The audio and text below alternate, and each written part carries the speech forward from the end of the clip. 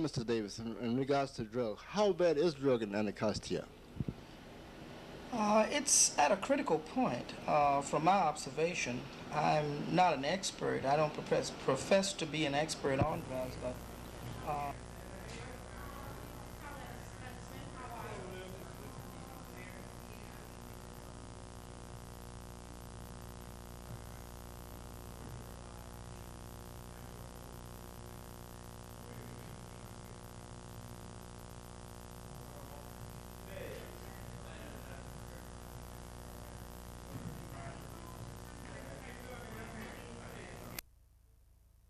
Southeast Neighborhood Action Board Incorporated.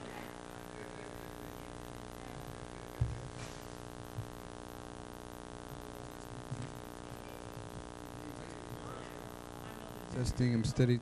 Testing, testing, testing. 1, 2, 3, 4, 5, 6. Pew. Testing, running a test. 1, 2, 3, 4, 5, 6, 7. Ooh, feedback. Feedback. Okay. The line was tied up, so I wasn't able to reach her. Well, you can suggest her name, nominate her. Now, we suggested in the letter that we get, we only asked that incoming.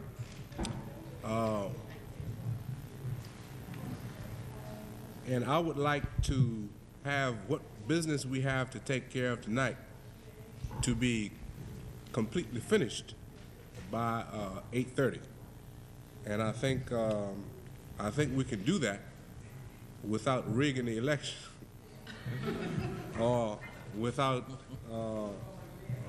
and nothing would be missed at all.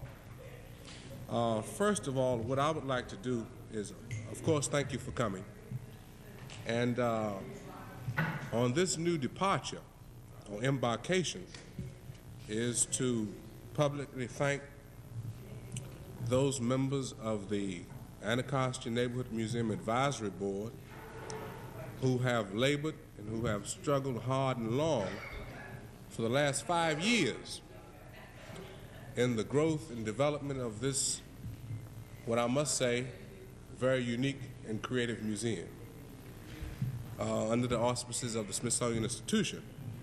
The chairman of that board has been the man to my right side, Mr. Alton Jones. And since the very inception of the advisory board and development of the museum, Mr. Jones has served in a very distinguished fashion as the chairman of that board. Of course, many of us on the staff have operated in such a fashion that perhaps some of you, and they operated in such a fashion that perhaps you didn't know that they existed. But at any rate, we have happily felt the presence of the advisory board, and that presence has been the difference between the relative success and possible failure of this museum. So without further ado, I would like to say with regard to the advisory board that the advisory board decided initially that we wouldn't have that many rules or become so regularized that it would become a clumsy, innocuous kind of thing. Fletcher, we ask him to be a little quiet, please. And that anybody who showed up would be a member. And we want to try to keep that kind of flexibility. We want to try to keep that kind of involvement so that the masses in our community do feel a part of this endeavor. And we don't want to develop it to the extent that we exclude not only anybody in this community from participating in our efforts, but that we exclude anybody in the general metropolitan area from being of aid, being assistance, and being involved in our efforts here simply because of the universal application of the idea of the neighborhood museum. However, as we have moved along, things have become much more complex, much more intense, where we have felt the need to have an advisory board that will be more regularized in its attendance, much more in-depth in its application to the affairs of this museum.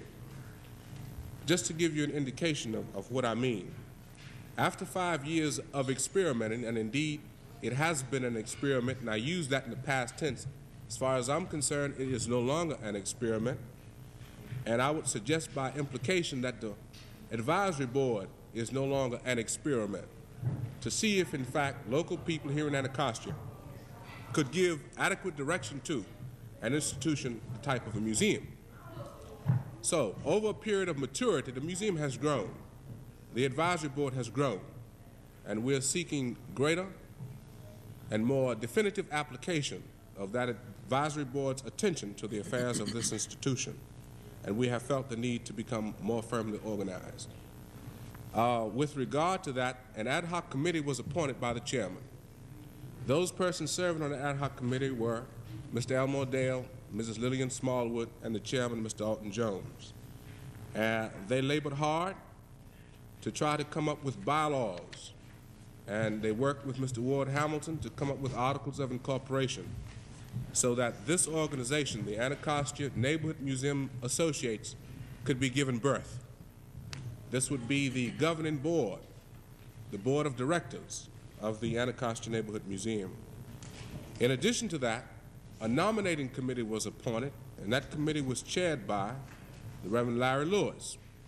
He was assisted by his wife, Kathy Lewis, Mrs. Louise Hutchinson, and of course the chairman also served on that committee. They labored hard and valiantly to come up with a list of nominees. Now I might suggest here that there have been a long list of people, there has been a long list of people who've been involved with us over the years in one capacity or another. And we didn't want to set up a system that would obviate out or make those who've been involved with us feel that, well, the museum's getting organized now, and as a friend of mine told me last night, they don't know who their friends are or who their friends were. So that we wouldn't do that. And this museum has been a place where there has been a minimum of tight friction and bickering, the type that I'm not afraid to say does go on in many of the other institutions of our community. So what we did was that on our original advisory list, we called those people who had been involved with us and asked them pointedly if they were put in nomination, would they willingly serve on the board of directors? And I might say, with exception to one person, everybody agreed, and that one person was a person I happened to call among the other listing that I had. And in addition to that, several other names were added to the list of nominees. So, in a word, I've suggested to you that there has been a long and tedious job undertaken by the ad hoc committee on bylaws, and I've told you who they were, the ad hoc committee on nomination for the board of directors, and I've told you who they were, and the results of their work will be voted on tonight. Before we move further with Mr. Jones and the ratification of bylaws, I'd like for Ward Hamilton, who's on the staff of the General Counsel, Smithsonian Institution, who has been our very noteworthy, worthwhile, attentive to duty, hard-working lawyer, to come and say a word about our articles of incorporation that were submitted to the Recorder of Deeds office. So Ward, would you say a word about that? Yeah.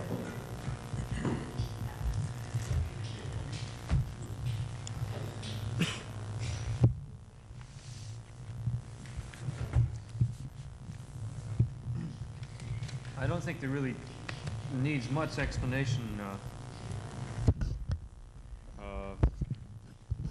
for you all to understand the Articles of Incorporation. We went through them at a meeting back in July, I believe.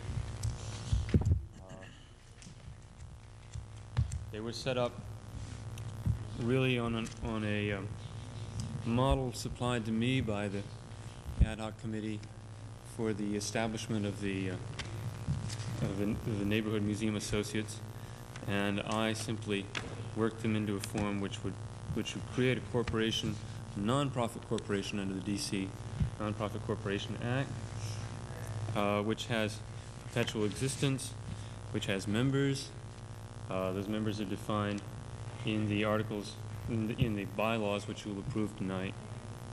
The members will vote on the directors and the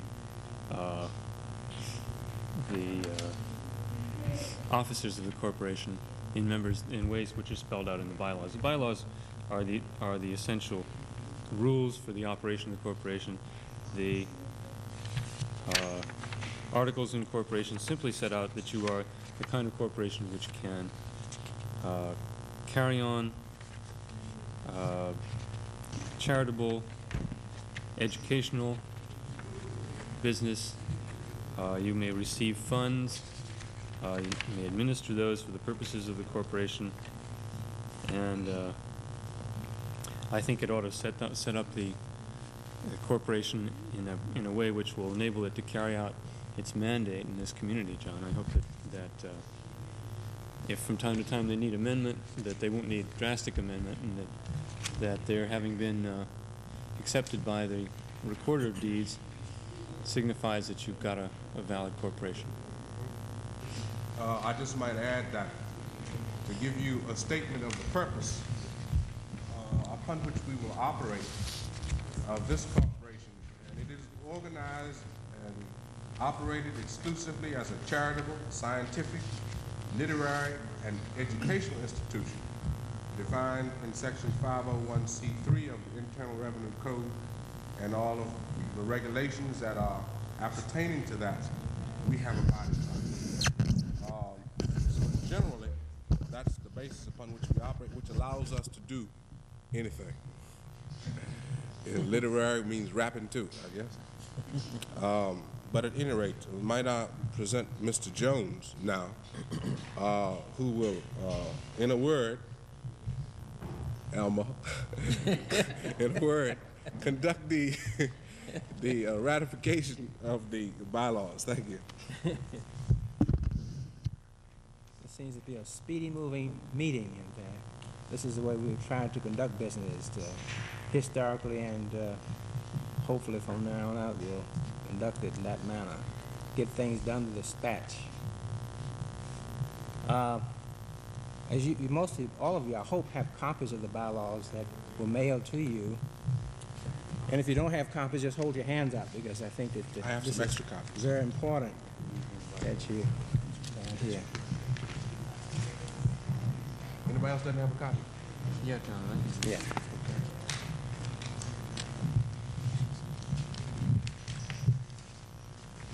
Bylaws provide us with the vehicle through which we implement the purpose of the corporation, nonprofit corporation. The papers of incorporation that John just read to you find expressed themselves through these bylaws. And if you might note, there are 12 articles. I would like to highlight for you, before we go into the actual formal adoption of these, just some of the highlights of the bylaws. The ones that seem to stand out in my mind as the very heart of this document. Number one, the name of the organization, which you see in front of you, the purpose, a membership, and the board of directors, and the officers. The officers consisting of five principal officers: the chairman, vice chairman, secretary, treasurer, corresponding secretary. I might have missed one. There are five. In addition to those five, we are provided with an allowance for 2 additional officers plus 1 youth under 21. And we want to make sure that the youth were represented in this body. So you see here, these officers will be elected after the board has been elected. The board, another important point to bear in mind, that the board will meet at least 3 times a year, based, number one, on the workload and on any special situations that might come up. So we have a deal of latitude in which to meet, but a minimum of 3 times a year, which I think you might say is, about quarterly almost. That's about as much as most organizations meet, I suppose. barring any special needs. And if any special needs arise, we'll be the first ones to meet. We don't like to meet just for the sake of meeting, but if we have to meet, we will meet. I think it's important that you make note in front of here of the purpose of the organization. This is what we have to ban. Number one is this includes or embodies the objective of the organization, the purpose of which we have come together as an incorporated body, I think should always stand foremost in our minds as we go about our day-to-day undertakings with this organization. Number one, I just don't want to bore you, but I do want to read this. Provide the opportunity for learning with a primary focus on neighborhood interests deriving from reflections on its heritage, including its educational and cultural background. And we want to underscore those last two, or that last phrase, including its educational and cultural background as it relates to Anacostia in particular. And number two, in developing opportunities for learning, the museum will pursue a variety of interrelated community-wide activities by which to achieve essential goals relevant to the fullest development and achievement for individual enrichment through diverse techniques of expression, such as multimedia presentation. Now, those may be some big-sounding words, but they aren't really that big because, you know, we've expressed that in terms of the kind of program we've had here in this museum. Historical, cultural, enrichment, photography, exhibits, various live exhibits, performing arts. All of that's embodied in these words. Well, if I may, I would like to move on to entertain a motion for the adoption of these of bylaws for the operation of this organization. Sure. Yes. Yes, sir. Under Article 12, ratification by the Board of Directors, right? Yeah. You have to direct the Board of Directors.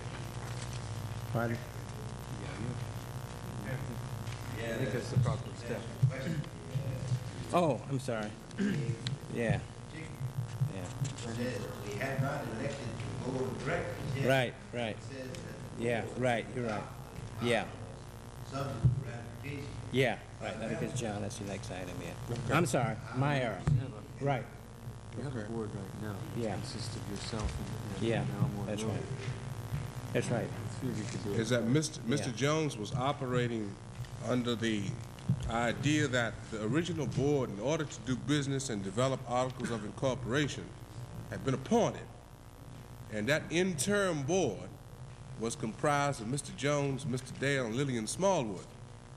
However, for sake of brevity and clarity, let's move and deal with that question, I would suggest, Yeah, by elected board, right, then come back yeah. to deal with how that board does its business. You ready? I'm not getting technical, but I just happened to read this and just raise a question. Yeah, you're right. You're right, Joe. You're quite correct. You go ahead, Joe. Okay. Yes, Ward. No, this is simply appointed Okay. in the bylaws. Later we'll talk to that. Well, here's what I might say, is that we do have a listing, and I think everyone has in his hand this list of names. And I explained to you how this list of names came about. And if you have any question, we'd be happy to answer any question on it. However, for all intents and purposes, we have a slate for directors, a slate for the election of the directors. The number incorporated in the bylaws are 40. We have 31 nominees. So I would suggest that, Mr. Chairman, the House be open for additional nominees to the Board of Directors, after which we would vote on the entire slate, and all members would at that point become members of the Board of Directors. The only thing needing to be done behind that is ratification of the bylaws, and then the nomination and election of officers who would become the executive committee of the board. So I think what I would suggest, if there are no further questions, that we would open the House for nominations to the board. Ms. Hutchinson. Just one correction on the list of nominees. Number 15 should be Dr. Edward S. Hope, so that we don't confuse that with his son James. Thank you, Ms. Hutchinson. Any other corrections? Any other additions? Mr. Dale? I don't recognize any names used for this, and I would suggest that some youth be nominated.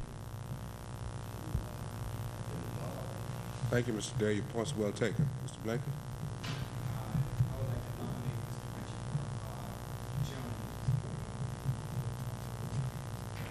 Mr. Richard Jones' name has been put in nomination. Ms. Marsh?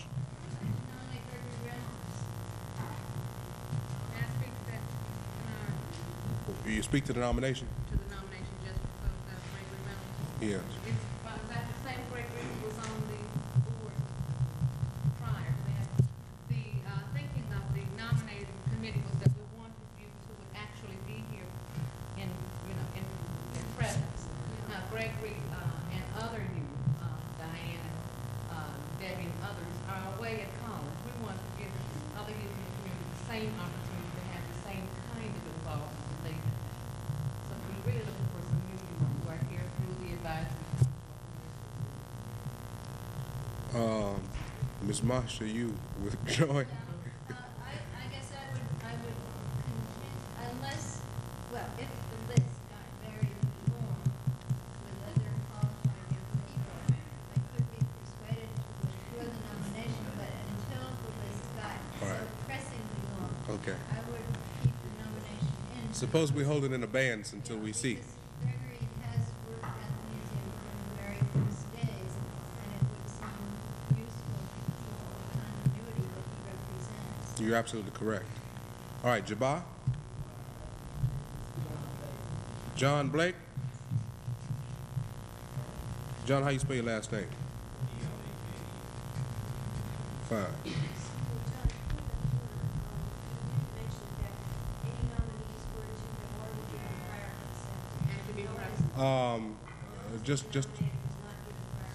Just a minute. Is that we suggested, I don't have the letter here in front of me, the letter that we wrote to you, that if in fact you were going to nominate additional persons, we only asked that anyone who is nominated give their prior consent and indicate their willingness to serve. In the cases of the two names mentioned, they happen to be present. Yes. However, this is not a bylaw consideration.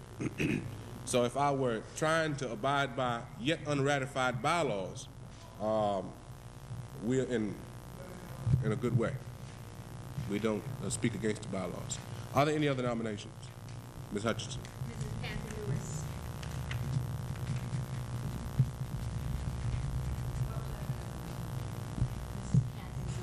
Did she give her prior consent? Yes, she did. Fine. That's just a joke. Any other nominations? Polly? I'd like to nominate Mrs. Here's where we have a problem. Not with Ms. Marsh, of course. We have tried to elect a board that would not have staff members on it.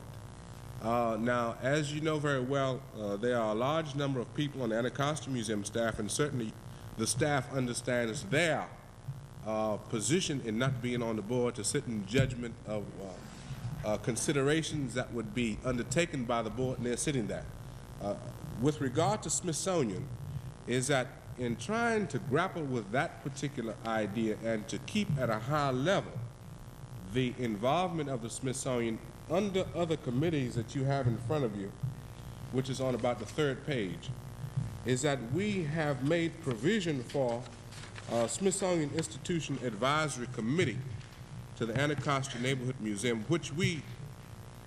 and I'm speaking now for the ad hoc committee in interpretation fashion, which we have great hopes will develop a high level of involvement, and that will provide for the board adequate input, not only from their base at the Smithsonian Institution, but would provide input from that sector into programs that will be, and situations that will be initiated out at this level by this board.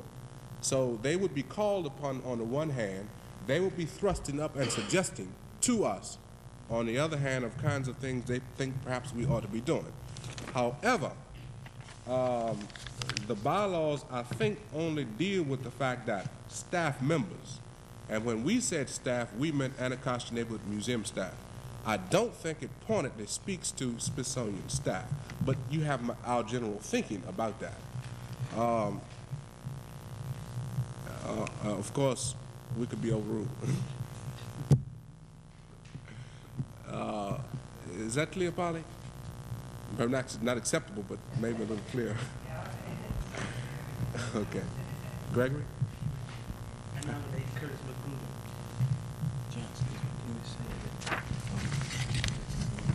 Is he here? Oh.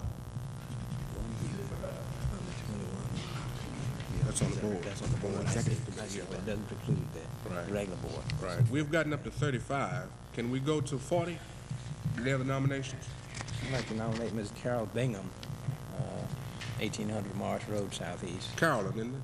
Carol Bingham. She's expressed an interest in the museum. Carolyn Bingham, B-I-N-G-H-A-M. Mrs.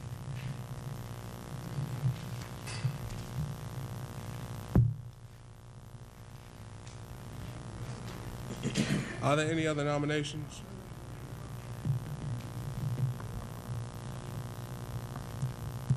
Mr. Chairman, I move the nomination be closed if there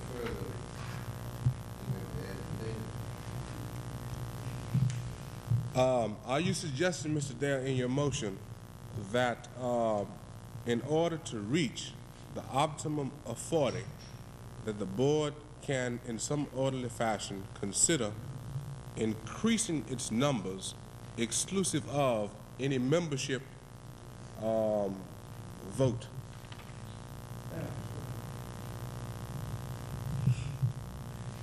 authorized strength of 40. Right. If you only nominate, elect 35 at this particular meeting, then the board has the prerogative to add additional members that might come into the picture.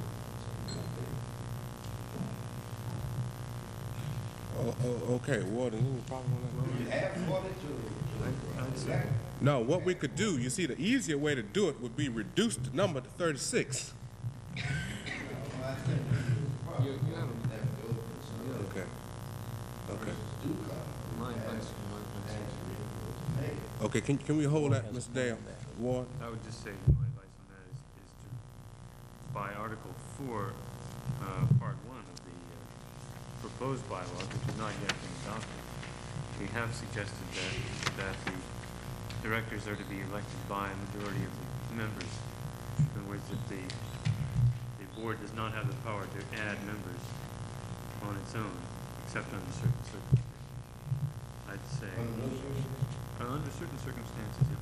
Vacancies on the board shall be filled by members who have indicated their willingness to serve, whose names have been supplied by the nominating committee, elected by a majority vote of the board at a regular meeting of the board, and then they, in the case of the vacancy occurring in the listed number. Now, if at the next meeting of the membership, there are further nominations to the board, and the number of directors on the board were to be increased to 40, that would be perfectly regular. But to have the board able to bypass the membership would probably not be acceptable under these bylaws. Under these bylaws, that wouldn't be the way that the corporation is established. The membership elects the directors and not the board.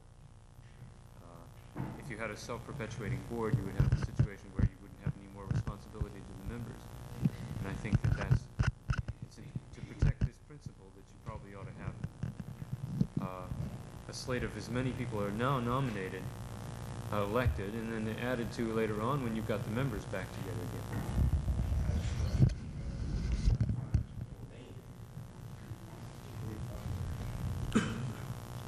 Kathy? Okay. I wanted to suggest that we could in the bylaws reduce the number to 36, which is a number to listen to by 3, which is Mm-hmm. things easier rather than 1/3 section. Well, I think you got a good point. I think Mr. Dale does too. I don't think that we need, although the bylaws call for 40, is that what we were trying to do was with this long list of names, still have an acceptable number of slots that could at this point be filled from the floor. And since we've arrived at a figure of 36, and I think we ought not struggle with it, that at some point in time, the bylaws would have to be changed, if tonight, to say that these members who've been elected, the strength of the board is 36. And it would be further reduced in an orderly fashion, based on not attendance of meetings and that kind of thing. So the board would automatically reduce itself down ultimately. Let's deal with that question at a later point. But Mr. Dale, can I entertain a motion from you again on the nominations? I move that the nomination be closed on the nominees already established. 36. Can I hear a second? Okay, it's been moved and properly second that the nominations close with the present listing of these 36 names. And might I read them? Any question? The names are Mrs. Helen Allen, Mr. Stanley Anderson, Mr. Donald E. Ball, Mr. Percy Battle, Mr. Ted D. Coleman, Mr. Ben Davis, Mr. Almore Dale, Mr. Nathaniel Dixon, Mrs. Annette Doolittle, Mrs. Isabella Edwards, Mr. Joseph Fenwick, Honorable John D. Fauntleroy, Mrs. Mildred Jones Fisher, Mrs. Mary Gregory, Dr. Edward S. Hope, Mrs. Marion Hope, Mrs. Louise Hutchinson, Mr. Frederick Hill, Mr. Alton Jones, Mrs. Teresa Jones, Mrs. Rachel Lawrence, Mrs. Della Lowry, Reverend Larry Lewis, Mrs. Frances Mason Jones, Mrs. Cecilia Matthews, Mr. Russell Paxton, Dr. Charles Quarles, Mr. Frederick Saunders, Mrs. Polly Shackleton, Mrs. Lillian Smallwood, Mrs. Lillian Wright, Mr. Richard Jones, Mr. John Blake, Mrs. Kathy Lewis, Mr. Curtis Magruder, Mrs. Carolyn Bingham. Are all in favor of the slate as read to you? Would you let it be known by raising your hand?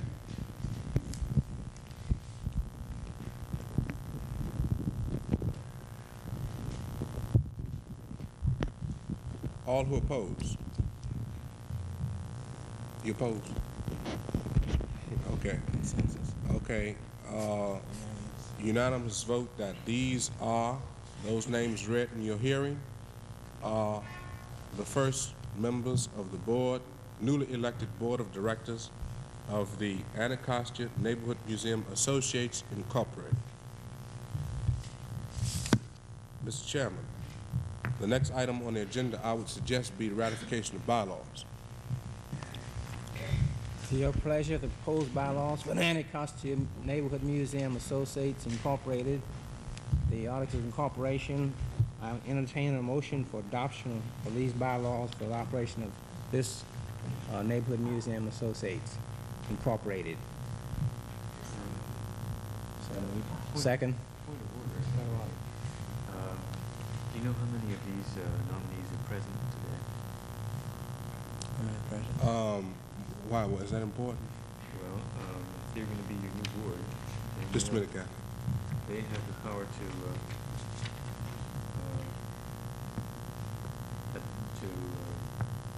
adopt the articles, the bylaws, and then these are ratified by membership. What we could have is an adoption by the initial board that's named in the Articles of Incorporation, and then a ratification by the membership.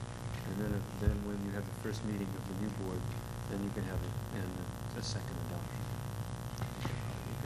I don't understand because You're gonna have is the total new board here now? not everybody whose name I read, Is there a but quorum of the but board? acceptances have been gotten from all of these people Yeah.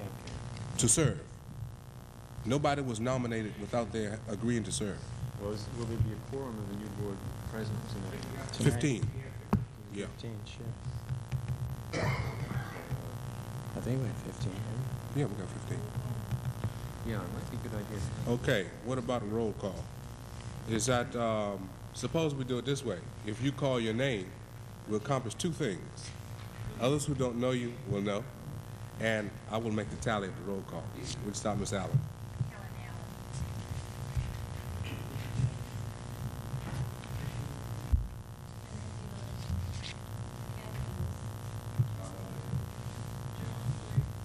Okay, hold it. Kathy Lewis, Almore Dale. Annette Doolittle. Okay, John Blake. Curtis Magruder. Russell Paxton.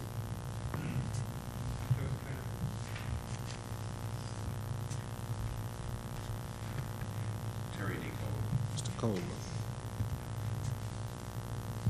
Isabella Edwards. Ms. Edwards. Louise Hutchinson. Fisher. All right, 1, 2. Polly Shackleton. Polly, how we passing on you? 1, Alton 2. Jones. Huh? Alton Jones. Oh, Alton Jones. Yeah. You know, he said it. I said, well, what you want?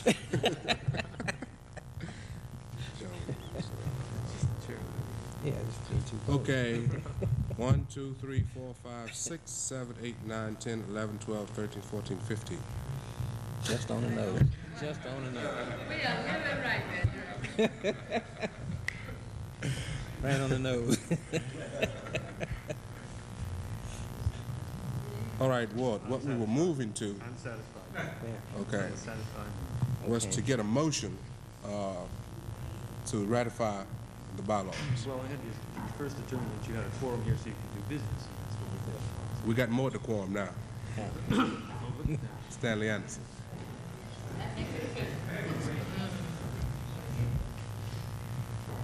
I guess we can move on. Ratify the bylaws. Yeah. Yeah, okay. Understand. We've had a motion, yeah. Move that the board adopt the bylaws. Second for that. Question?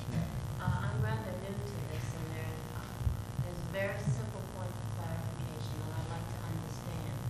This is the first time you will be incorporated, yes? Exactly, right. Yes. Right. All right, now, what benefits will be accrued as a result of your being incorporated? I thought that you were a branch of the Smithsonian, or we are. Therefore, that we have many benefits already. What additional benefits, and to whom will these benefits benefit? Well, I might suggest that the benefits would be that for the first time, we have an organized, duly elected, over against whomsoever will let him come, operation. The responsibilities of the board, as I see it, would be to give pointed attention to the affairs of the museum, number one, to be sure that this museum does indeed represent as adequate an impression or interpretation as can be achieved of the needs of this community. That's an input involvement kind of relationship. Ultimately, what would come out of it would be programs that would need to be justified as well as developed, which cost money. The funding sources are namely the Smithsonian Institution, private individuals, as well as foundations. So the board would be speaking to, with regard to justification, that this is a felt need of a recognized body, responsive to the further growth and development of this museum, and a body that must be recognized. And you if it's going to be legal. I've been reading the wrong books. I think of incorporation and money, taxes, and a few other. As we were, we could not receive funds. You're right. Yeah, exactly. Insist on your being listed as an incorporated charitable institution. I guess that's the most salient point. Yeah, yeah, yeah. All right. Did you entertain a motion? Yeah, we had entertained a motion for the adoption of the bylaws, and I believe they were seconded by Mr. Dale. Right.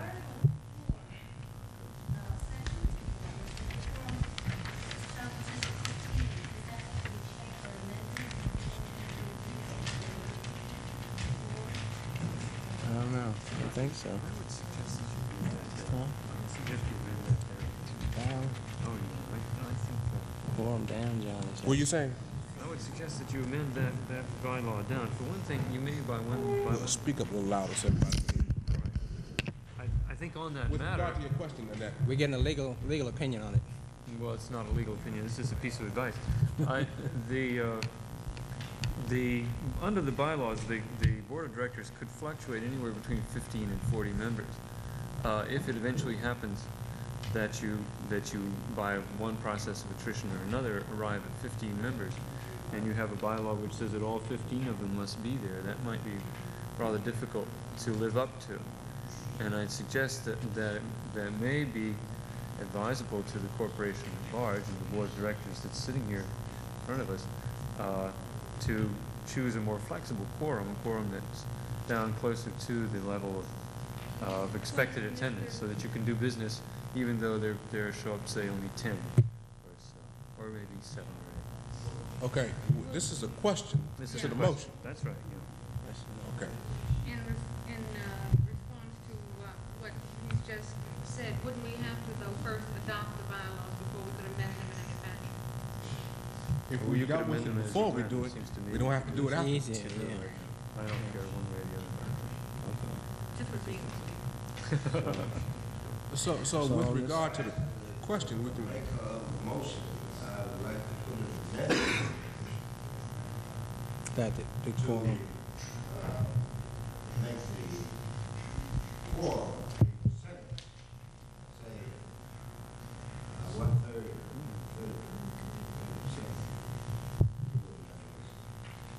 Will constitute It's 12.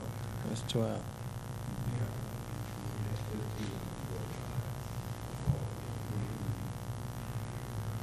And I think that's reasonable. Okay.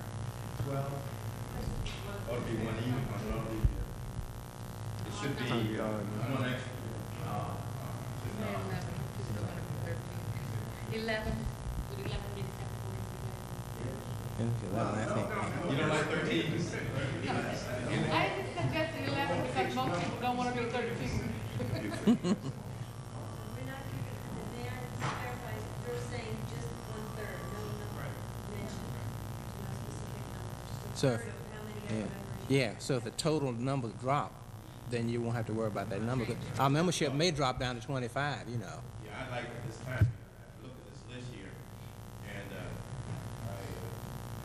I don't know what the regulation is, no, I don't know what the situation is, but there's a person who's worked very diligently, not only this program, but many programs I'm associated with, beginning with preschool, when she serves as a consultant, and later as a consultant with the Director Department, then as a consultant with the foundation, and that brought her here as a consultant to the Smithsonian.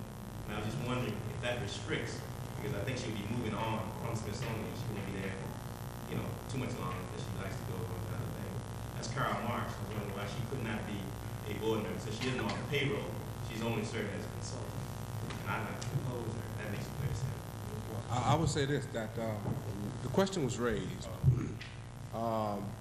and an unreasonable or reasonable answer was given by me, as far as the answer. Just the same question. Just Wasn't same raised question. tonight. Yeah, right. Yeah. However, you know, we've been operating, this is a free operation is that we do have a motion on the floor to ratify the bylaws, and Mr. Dale was making an amendment to it. Yeah. Now, I would suggest, Mr. Chairman, that with regard to Mr. Anderson's question, that we can suspend the rules and deal with it now, or we can carry through the motion and deal with it immediately afterwards. Yeah, I think, I think, if that's okay with, I think the present status is that Mr. Dale agreed to a number. no, he agreed to. Percentage. No, percentage, yeah, he's a percentage, 1/3 of whatever the board constituted number Odd might number be. or even, doesn't make any difference, Yeah. right? Okay, I think all in favor of Mr. Dale's amendment to the motion, let it be known by raising your hand. The ayes have it. Okay, those who oppose? Okay, the ayes have it. So, under Article 4, Section 1, that changes to 1/3. No less than 1/3 members elected by majority vote.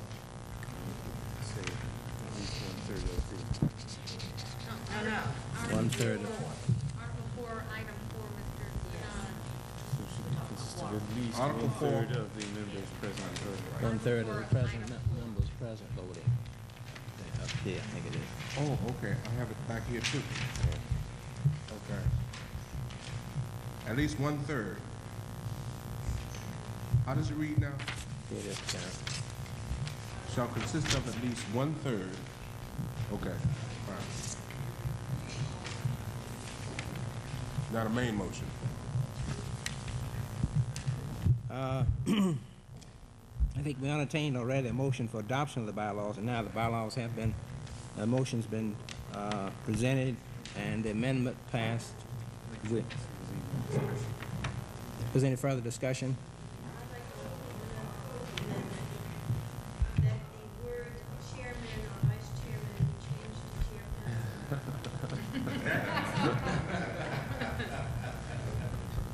Wherever it appears in Women's live. The second to it. I second. Is there a second, Ms. Hutchinson? It's moved and second. We came down here too many nights, right? Call for the question. Moved and second. Question? Mr. Chairman, I raise a question. Should that be for vice chairperson too? everywhere where the word chairman, If it's a woman sitting in the chair at the time, you say chairman, you get that message. chairperson. Chairperson. Okay. Just change the tag.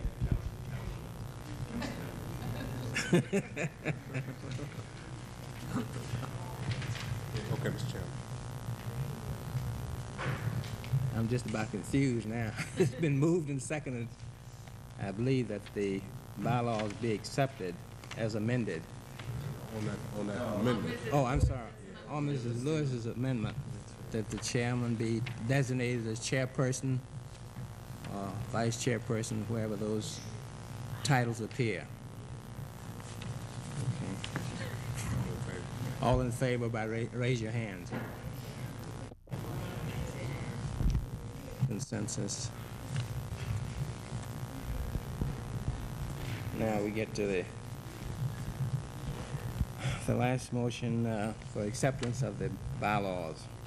We've had an adoption, a motion that they be adopted, and I think it was seconded. All those in favor, raise your hand.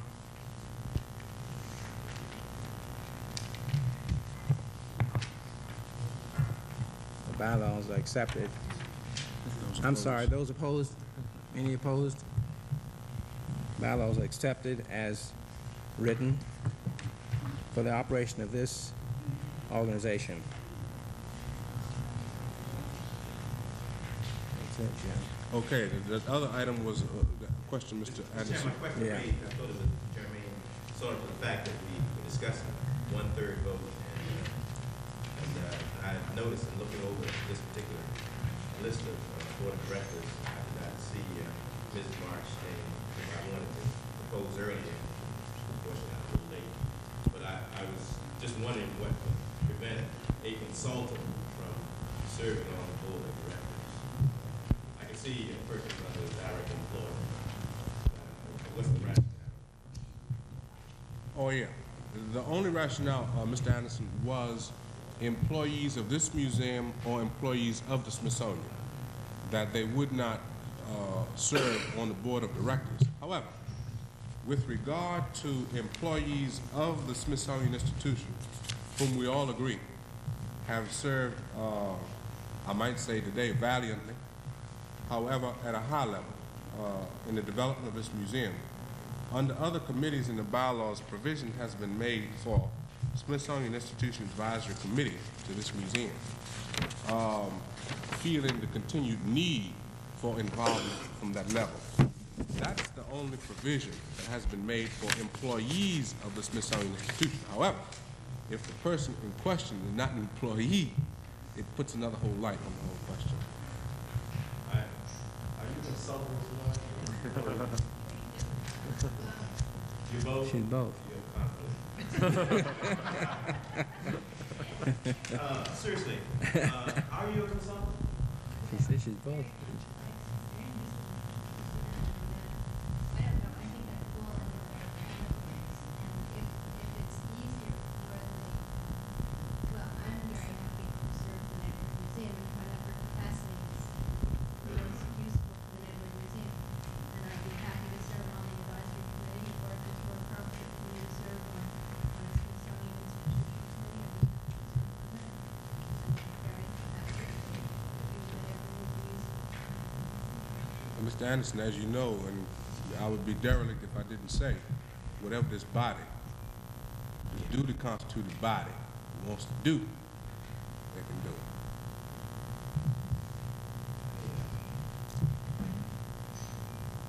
I just, wonder, even if you think in terms of an employee who offered something to this board, tremendous number of people have on the board anyway.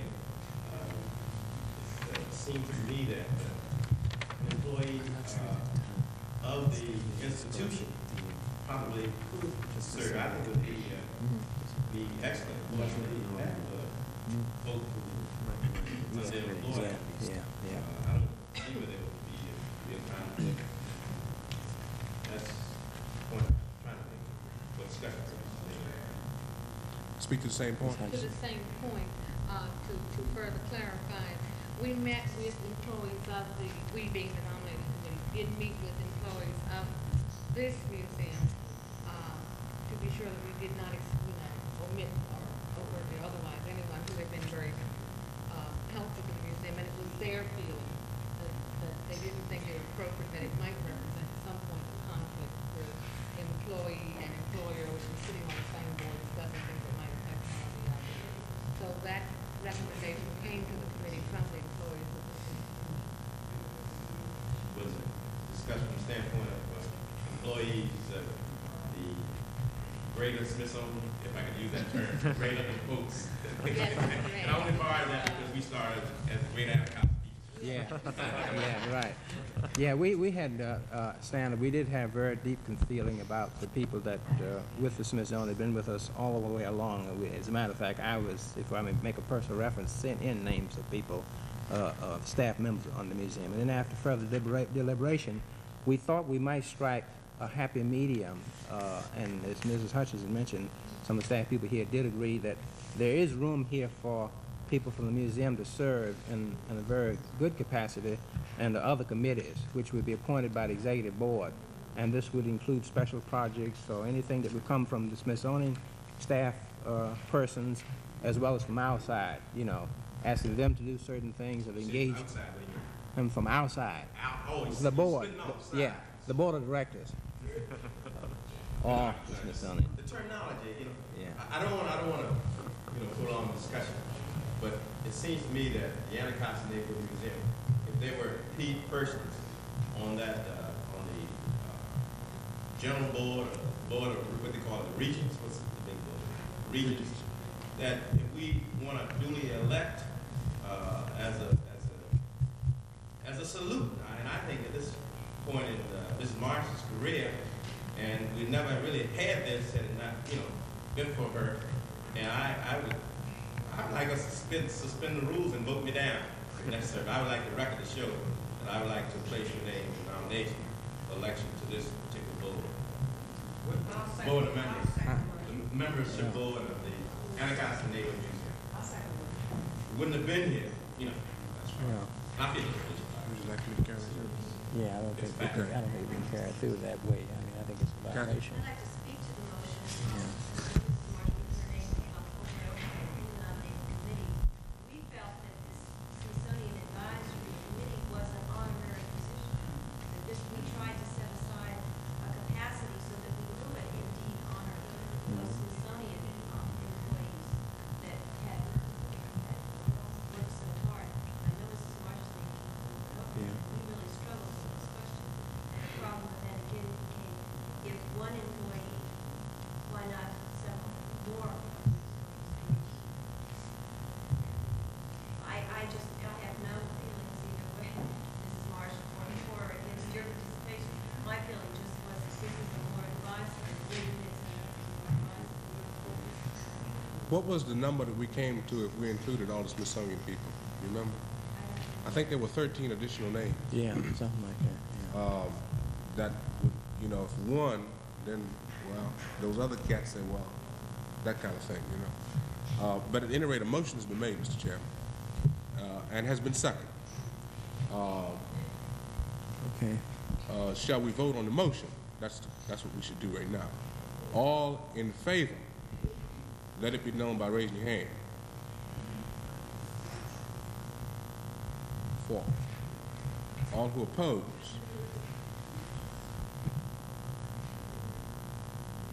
9. I think that I just might interpret that motion as one of a legal thing, precedential with regard to our relationship with the rest of the record show and history is made. And certainly our dear friend, advocate Baca, still that. And we call upon Carol Marsh as we have in the past. So, Mr. Chairman, I think the other item on the agenda, and with past time, is the election of the officers for the Board of Directors. And as I see it, we have a chairperson, a vice chairperson, treasurer, secretary, corresponding secretary, plus 1 youth and an additional member, making a total of 7 persons who will serve on the executive committee. Shall we, in this deliberation, make nominations for all of these positions at one time, or shall we do them one at a time? To start off with the chairman, Mr. John? All right. Almore? One question.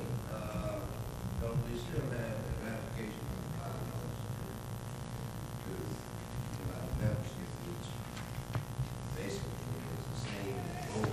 I think all that should be followed. I think we better run the tape back. We just did that, Mr. Dale. There are 2 separate. We just have to. There are 2 separate bodies here tonight. That's right. There are 2 separate bodies here tonight. There's both the board of directors and the total membership of the corporation. The bylaws, once adopted by the board of directors, are to be ratified by the membership, so that all those who are not members of the board may vote also in this particular vote. You're right, Mr. Dale. Yeah. I might even qualify as a member. Okay, we're calling for the ratification of the bylaws at this point. Okay, it's been so moved by Mr. Anderson, seconded by Mr. Blake and Mr. Fisher, that the bylaws of this corporation be ratified. Question? Ratified by the membership. All in favor, let it be known by raising your hand.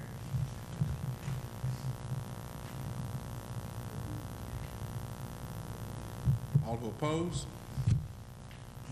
None. The bylaws are duly ratified. Shall we move on? with the election of the officers. And I think we common consensus that we handle them one at a time. Can we agree common consensus? All right, for the chairperson, the floor is open for nominations. Mrs. Hutchinson. I would like to nominate Mr. Terry Mr. Terry.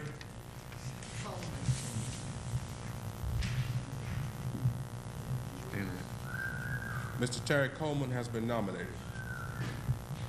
Joe? I decline the nomination in favor of nominating Mr. Alton Jones. Mr. Dale has declined. Mr. Alton Jones. Any other nominations? Jabbar?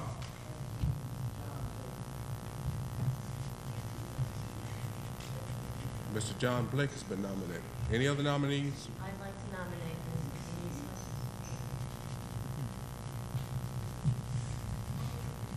Ms. Louise Hutchinson has been nominated. Joe?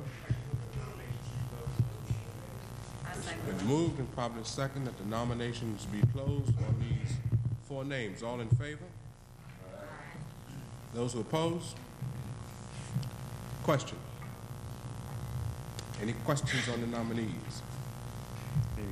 Would you, for an example, like, well, I'll just ask Mr. Coleman to stand. Everybody can see him. Mr. Coleman.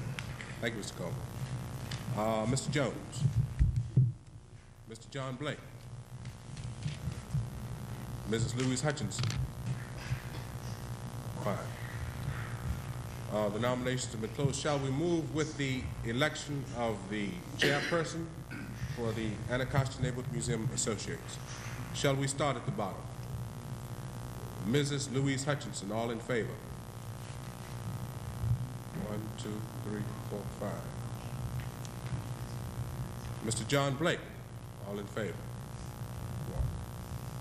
1. Mr. Alton Jones, all in favor? 8. Mr. Terry Coleman, all in favor? 1. If my eyes don't deceive me, you have elected as chairperson of the Anacostia Neighborhood Museum Associates the very distinguished Mr. Alton Jones. Mr. Jones, might I ask you to carry on the election, or would you want me to serve? I'll let you serve out. All right. Shall we nominate for the vice chairperson? The floor is now open for nominations. Kathy?